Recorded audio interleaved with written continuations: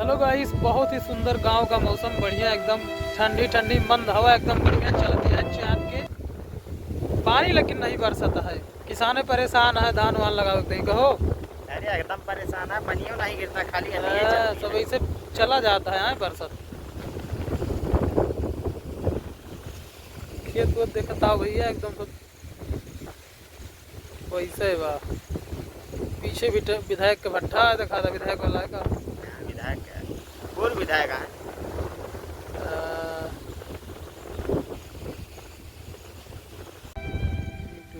Water lovely weather now my village. बहुत घनघोर बादल है भैया, लेकिन सब ऐसे चला जाता है, क्यों नहीं बरसता है। हमारे छोटे से ब्लॉक में आप लोग